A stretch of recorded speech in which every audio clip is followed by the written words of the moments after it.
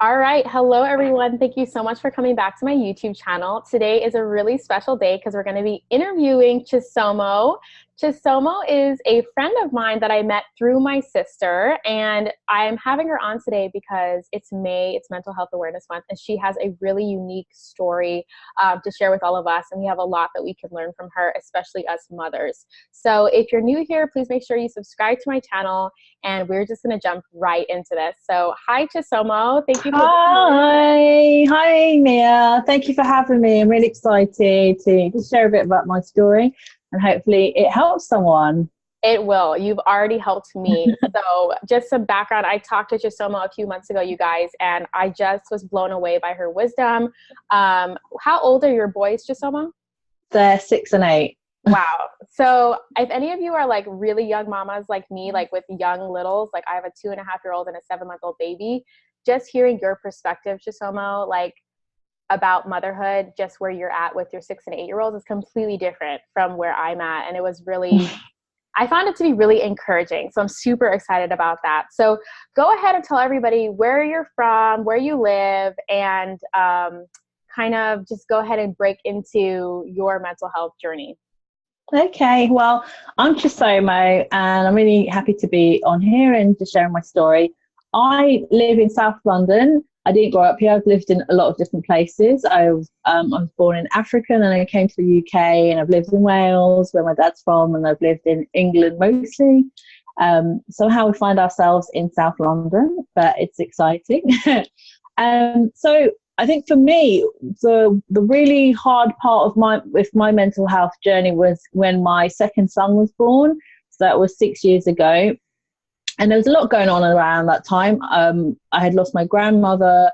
I was having pain. I was having pain in my back, and I had it every day since my first son was born, and it was undiagnosed. So I didn't know what it was. So I wasn't on any medication, but it turned out I have a kind of arthritis. So struggling in my pregnancy with like this pain, then the baby comes, and then my dad's diagnosed with cancer, I think within 2 weeks of my second son being born.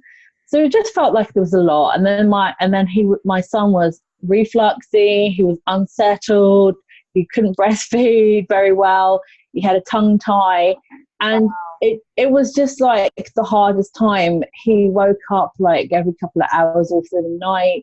And this was like well past 6 months, like you expect it in the first month or two, but this is like when you're like 6 months in and they're still waking up like that much. And, he did get onto medication, but every time he had a growth spurt, the dose wasn't enough. So he'd get super fussy again.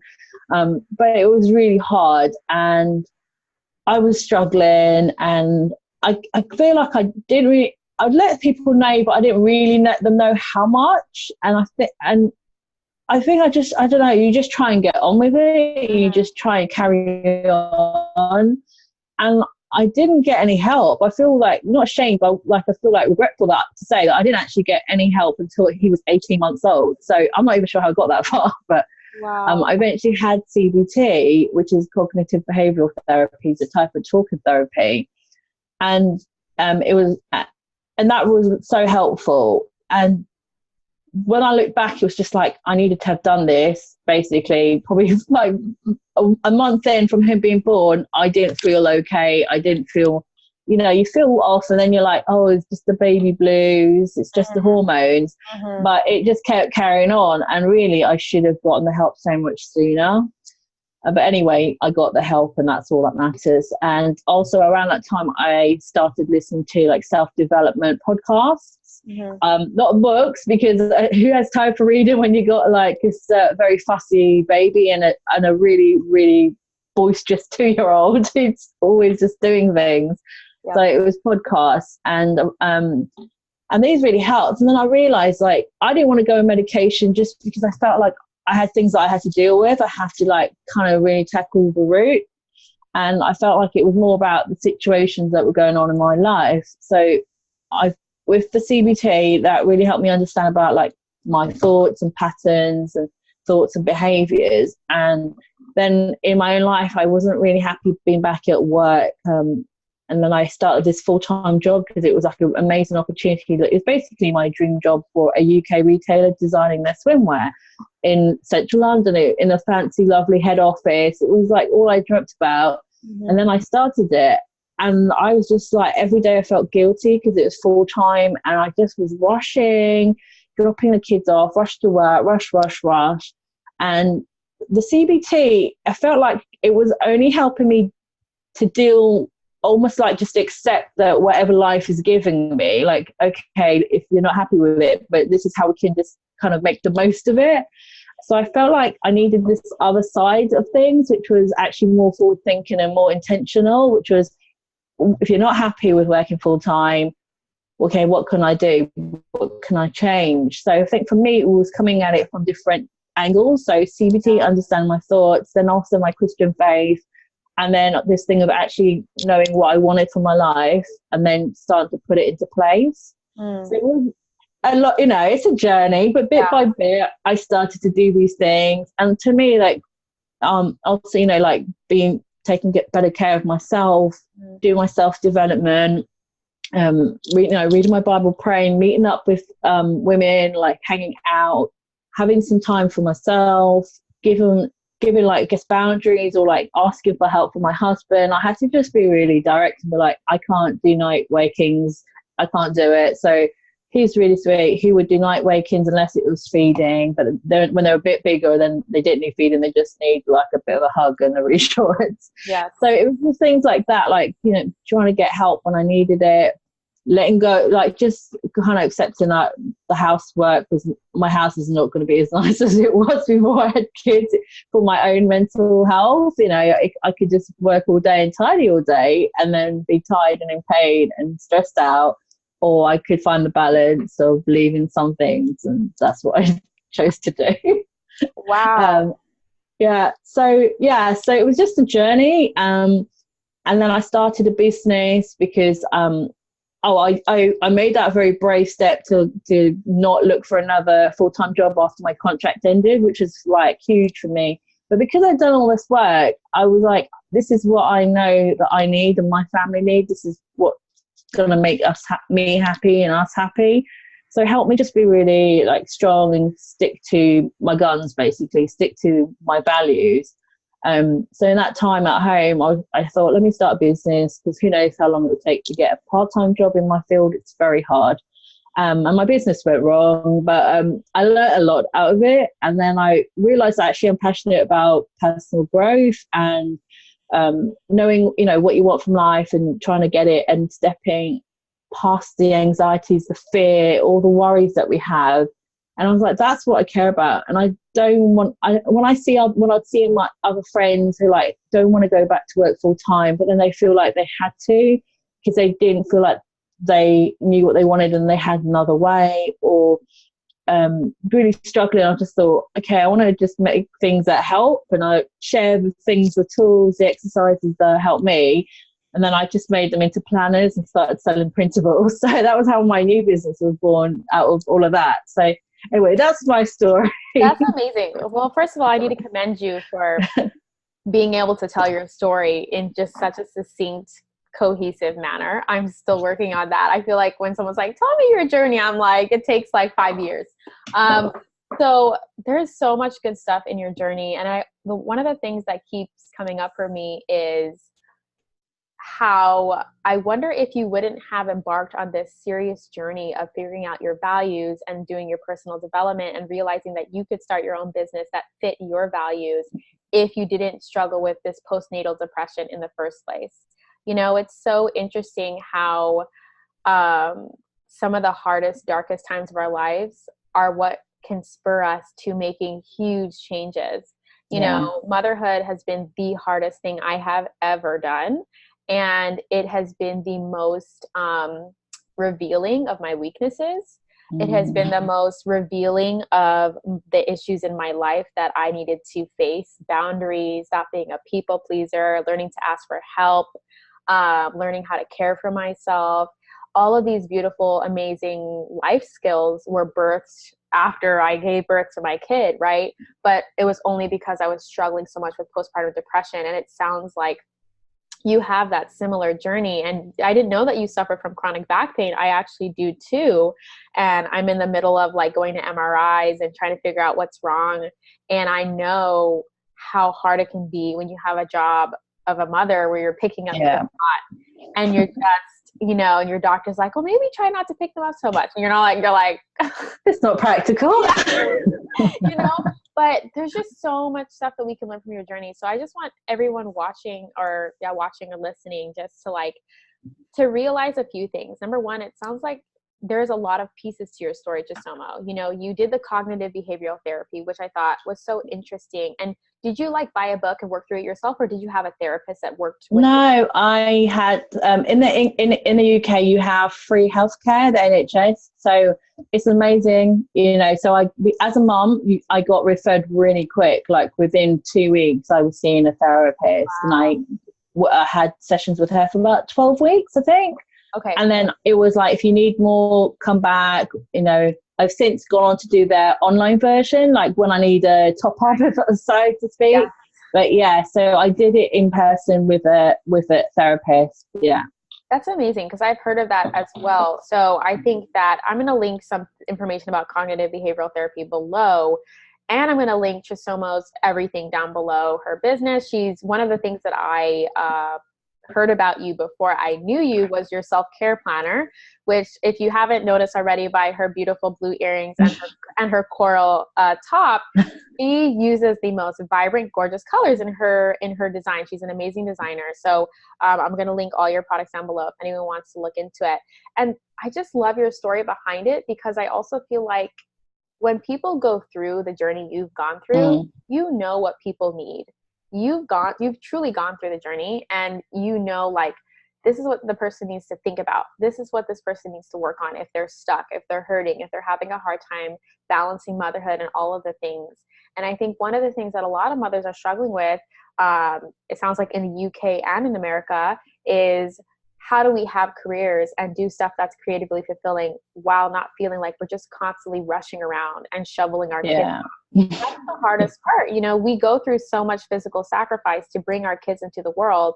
And then when we just have to like kind of drop them off all the time, which some moms are fine with that, and I totally respect that. But I know that some of us really wanted to have more time with them, and to feel like we have to choose between our other gifts and the gift of motherhood just feels so unfair. So you know, in today's digital economy, I think it's just so possible. I'm seeing mothers that I know starting Etsy shops and starting all kinds of businesses. So I just think that that aspect of your story is really what resonated with me as someone who's also a creator, that, you know, us mothers, even us mothers who struggle with postpartum depression, postnatal depression, we can come out of it stronger. And we can use our pain and our challenges to really help other people. And I think that's the best thing that you could do with your pain and your challenges. So I just think that it's so awesome what you've done. And that's why I wanted to bring on another example, instead of just me being on here all the time on my channel being like, you need to do this, you know, because you just have a different perspective as someone who's kind of like, you know, your kids are 6 and 8 and you've kind of been through it. So I had another question to ask you though. So what would you say, because it sounds like there's so many elements that helped you, and I think that's a good lesson, because it's never one thing, right? It's never one thing that really helps us, especially if, like all human beings, there's other factors, you know, like your dad getting diagnosed with cancer 2 weeks after your son was born. Oh my gosh. And just like all these other things that were happening in your life. What would you say were, like, who was rooting for you to like pick up this personal development and do it? And by the way, if you could send me links to the podcast you listen to, I would love to share them with everybody, because I some good podcasts. But did you just have a desire to just like get to the other side of it? Because I know for me, there was a time in my postpartum depression where I thought I was never going to come out of it.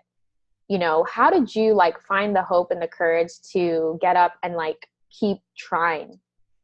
Yeah, well, number one, you don't want to feel bad anymore. You don't. I had, you know, I am fortunate. I've got some really great friends around me, and you know, they encouraged me. But I think they didn't have children yet, so they didn't really get what it was like. Or they had children, but they had it, you know, they fell into motherhood when it was like all quite easy for them. So I was listening to actually health podcasts because of my son with reflux. I was like, is it, we thought it was dairy. So he was off dairy. I was off dairy while I was breastfeeding.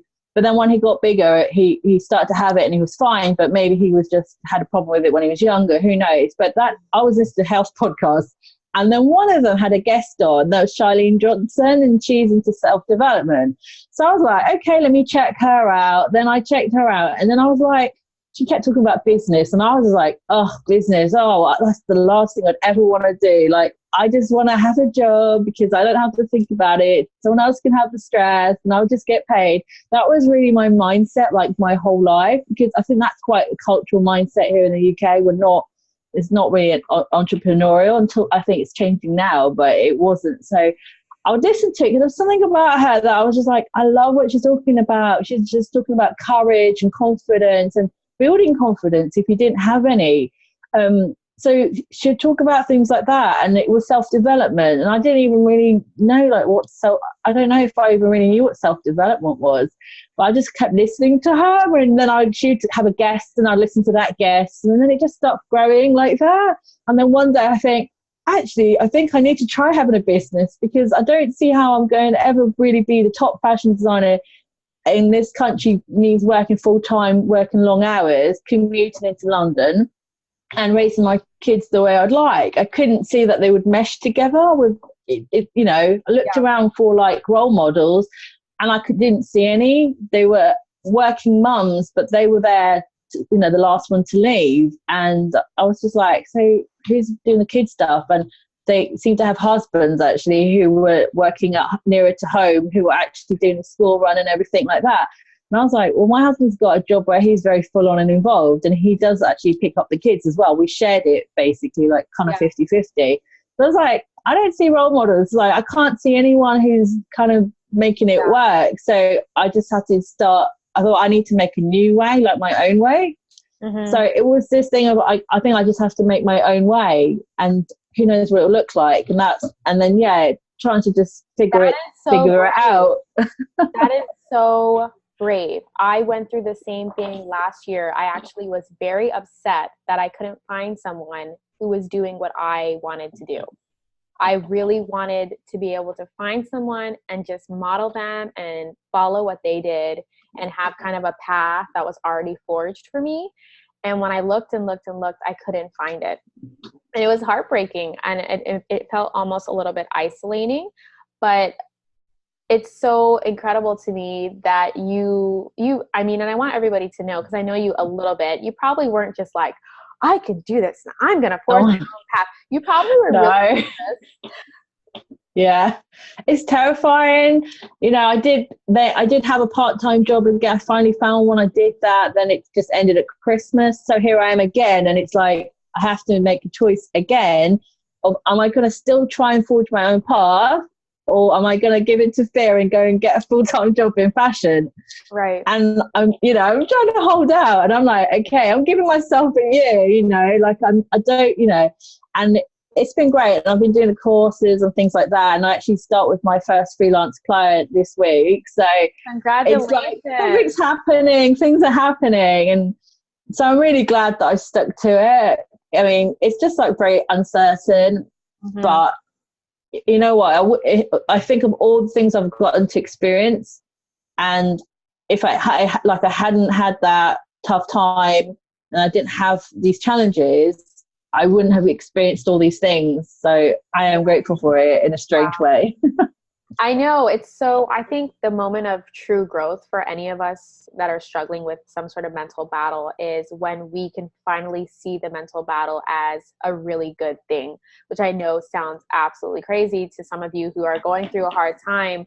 But for me personally, like, there's some traumas that have happened in my past for sure. And I look at those traumas and even the people who inflicted them, and I'm at a point where most of the time I feel very grateful, because I look in the mirror and I see a really strong person. And I think even though on a lot of days I do feel that fear and that, like, oh my gosh, how am I going to do the next step in my life? How can I do it? But you're able to look back on that trauma or that hard time and go, I've been through worse, right? You're able to go, I've already walked this road. I can do it again. I can figure this out. And I think what's so important that I want to highlight for everybody watching this is a lot of people think that you have to be a type A personality to run a business or to do anything creative. And look, like a lot of us do just want to go get a job and work for somebody else. And there's nothing wrong with that. If anything, I'm a type A. I loved the community and the coworkers and the nice office and the desk and the coffee station. Okay. Like I liked all that. But I think it's cool because CHISOMO, you seem to be more like a type B creative personality, and running your own business and all that uncertainty is probably really scary, as you were saying. Yeah, it's terrifying. It's terrifying. And so I think, but you're still doing it. I think what that goes to show is like, you're more focused on who you're becoming in the process of doing all of this, because I think you can see for yourself, like you've really grown as a person, and like, you know, that hardship you went through, and you really fought for your mental health. You really did. And you fought for your values, and you're still fighting for your values, because you, like you said, you could probably go get a full-time job again in fashion, and that would be awesome. But you kind of know in your gut that that's not really what you want to do. And I just want to encourage all of you out there. One of the most beautiful things I have ever done in my life, and it sounds like CHISOMO has as well, is like figure out what your values are and then fight for them and carve out a path for your values, because you're going to feel so proud of yourself. Because once you figure out your values and you live that way, you are going to just feel so in alignment. Like that unsettling that we all feel, like that lack of peace that a lot of us feel, I think it's really due to not living in alignment with our values. So I know that might not sound like it's relating to mental health, but it truly is, because one of my values is. And, you know, both of us having gone through this journey can say that confidently, because for me, one of my values was, I want to be happy. I just want to be happy. I don't want to look in the mirror and just see, oh, like abuse survivor, and, oh, I went through this trauma and PTSD and all of these like labels and diagnoses and all the stuff that I have, which is true. It's a part of my story, but I want to see someone who's thriving and happy. And I think when you define that as a value for yourself, then your brain is able to really focus on what you need to do, whether that's self-care, cognitive behavioral therapy, asking for help, asking your husband for help, opening up to your friends. You know, I like that you mentioned that you would go and hang out with your friends. That's another thing, you know, postnatal depression can feel so isolating. And I think it's so important to go and hang out with people, even though you really don't want to go out and you don't want to put real pants on and all that stuff. You know, it's just like, it's important. So anyway, that was a long tangent, but basically I just was trying to say that you really fought for your values, and that the fight isn't over. Like you still have to choose. You know? And that's the hard part. It takes a lot of energy to keep choosing.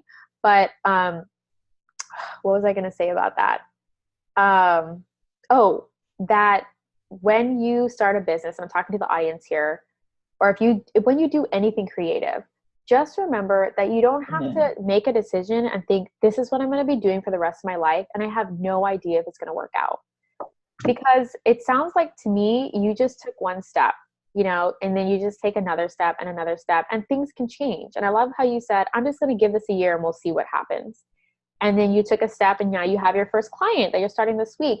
And I know we're kind of deviating into like the business aspect of things, but the reason why I think it's important to talk about this is because I think a lot of reason why us women feel lost in motherhood is because sometimes it feels like motherhood means that we can no longer pursue any other dreams, and that we can no longer pursue any of our creative avenues. And I think that we need that in order to feel fully ourselves, in order to still have an identity. So if you came here and you're like, this isn't about what I need to do for my depression, like, you know, definitely take into account what CHISOMO already shared, what she did for her journey. And I'm going to ask you more specific details about that next.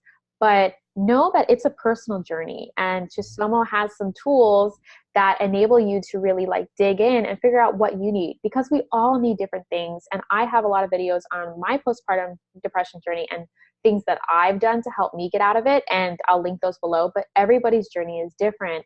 And so I want you to discover that for yourself, but also realize that if you have creative dreams and your postpartum depression is very much tied to a loss of identity, because for me, that was a huge thing. I was just starting my career at this huge ad agency, and I had my son, and I couldn't keep up with the long hours, and I couldn't keep up with the long commute. And I thought, is this it? I have to throw away my career. I just invested $100,000 in my education and I have to go sit at home. You know, it was like really tough. So when you can connect what your depression might be mostly linked to, and for me it was identity, then from there you can choose to, but I wanted to be with my son most of the time, and I got to choose what my values were, and I'm fighting for it. And that's why I'm here on YouTube. And that's why I'm trying to create my own business, because I really do believe that a woman needs to figure out how you're going to maintain that identity with your other gifts that you have outside of motherhood, and do it in a way that you can still honor what else matters to you. And for me, that's being able to still be home with my kids. And I love that. So anyway, I hope that all makes sense. But I just want to finish off with a few things. And again, you guys, we're going to link everything below, including some of the podcasts that CHISOMO recommends. I think it's so important to be on your own personal development journey in terms of what you need, you know? But can you give like the audience a few things that really were pivotal for you, or like that are still pivotal for you right now, that keep you kind of at your strongest mentally and emotionally? Because I'm sure that it's a daily thing, right? It's not like a one and done. It's in the past. You're always happy. You're always perky. You're always happy. I'm sure that it's something that you maintain. So tell us like what you do in your life today to keep yourself, have a good identity for yourself and as a mother and as like, you know. Yeah, no, it is a choice every day. And I still sometimes I will be really hit by like low mood or anxiety or fear. I still do, but I never have gone back as deep as I did. And I, you know, when it starts happening, it's kind of like I know things I can do to get me out of it quicker as well. So some of it. You froze a little bit. Yeah. Okay. Oh, okay. It's okay. Let's just start over from when you were saying it's a choice. Sorry, it got jumbled. Okay. Yeah. So it's a choice to keep looking after myself. I still sometimes can have low mood and anxiety and fear and things like that, but I have never gone back as deep as I did, and never for as long. So I can kind of see the signs, and then it's sort of like, okay, you need to sort some things out. So there's like the really obvious practical ones, like getting enough sleep. Too many late nights in a row, it's just not good for me. So I've got to get enough sleep. For me, actually, 8 hours or more is like ideal, but like at least 8. And then I have such a sweet tooth. Sugar is like my enemy. But when I start to eat too much sugar in the evening, like before, you know, like once you put the kids to sleep between 8 and 10 or whatever, if I start having like my ice cream, chocolate, like that's going to affect how my sleep is going to. I think it even affects my pain in my back. I start to notice. I think there's a link that I was in denial about, but I'm like, I think there's a link. It makes it worse. So whenever I don't eat after dinner, I do notice improvements in how I feel in my mind. When I wake up, my head feels like more clear. Eating, making sure you're getting your veggies and your fruit in, and try and eat as much whole foods. So if I'm eating a lot of junk food, I don't feel good. So I know I have to get back to the cooking. So those are the kind of obvious physical ones, and making sure you get out and have some fresh air and things like that. And then it's where I think for comparison, when I start to look at what other people are doing, that always brings up some sort of anxiety and bad feelings. And then I have to pull away and remind myself of what I've actually achieved. And if I look at everything I've done, I'm like, come on, you've done so much. Like, you've come such a long way. You've grown so much. You're not that same woman from 2 years ago, a year ago, even probably 6 months ago. So sometimes it's like realizing what I have achieved and focusing on my journey, what's important to me. So not comparing and not thinking I should be doing this, I should be working full time, that's what my friends think or whatever. It's to remind myself, okay, I've grown and this is who I am, these are my values, and I'm sticking to it. So then just reminding myself of what's important, and then reminding myself of my dreams. I might go read my goals again, or my dreams, and just remind myself I'm working on this. So And that usually puts me gives me that kind of oomph, like, yeah, okay, let's get back on it. I love that. Let's get back to work, and no moping, take some action. I usually find doing just taking the next step, the next action usually gets me get back in momentum, and then pulls me out of kind of self-pity and, worry and all that. Yeah. So things like that. And then, seeing my friends and having fun, going out for a nice day trip with a family, go to another town and explore, doing fun things. I love it. Oh. Yeah, so some things, yeah. Oh my gosh, no, there's so much good stuff in there, and I think at the foundation of all of that for you guys to take away is she knows what works for her. And I really think that's so important. That's why self-awareness and cultivating self-awareness is just so important. And I'm always saying that on my channel, because what's going to help you pull out of a funk is going to be different from what helps me pull out of a funk. And you're not going to know that until you do the discovery. So I definitely encourage you to do the discovery. And if you have no idea where to start, get a printable, check out her journals or whatever. Or there's and I'm not just being all promo, like there's thousands of resources out there, and I encourage you to take action and just Google and see what works for you. I mean, even if you walk down a bookstore, you can find a bunch of resources that just kind of help you start building up that self-awareness and asking yourself questions. And I know that CHISOMO also has a blog, right? And you share a lot of information on there as well, and you spotlight different people who share their journey. So the conversation does not end here. That's what I want to express to you all. And I want to just share that the more you know about yourself, the more you're going to be able to take care of yourself. And I always encourage people to even just have that list. Like CHISOMO kind of went down a list of all these different things that help her pull out of a funk. And I have my own list, and you should create your own list too.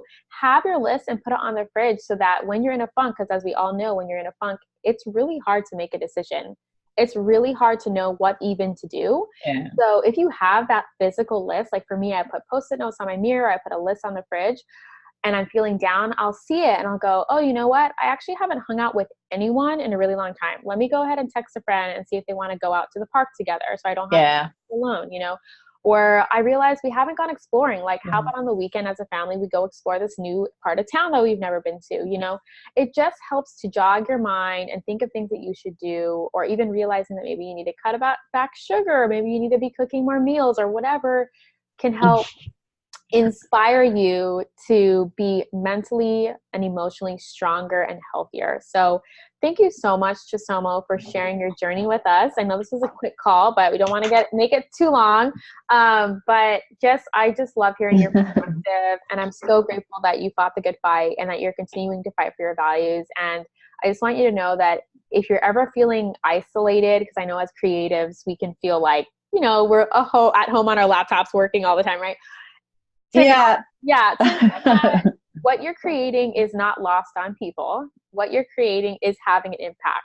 It is having an impact here on me, on everyone you come in contact with, and that your work does matter and that your journey does matter, because you are creating that blueprint that you were looking for years ago for moms that, wanted to be with their kids but still be creative, and you're that role model now that you needed. And I think that is incredible. So keep up the good work. Thank you. No, really.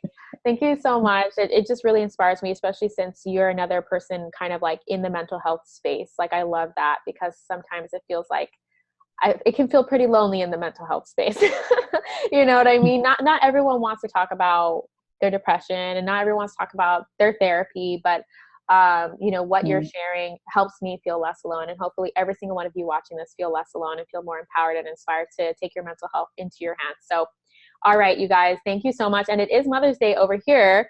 And I think Mother's Day. Yes, happy Mother's Day to you. Yeah, thank you so much. No, we had it last month. Yeah, that's what I thought. I was like, I think it's in April for you guys in England. But yeah, so happy Mother's Day to everyone who's celebrating. I love all the moms. You guys rock. You're awesome. Stay strong, moms. All right. Okay. Thank you so much, CHISOMO. I will hopefully talk to you another time. Bye. Bye then.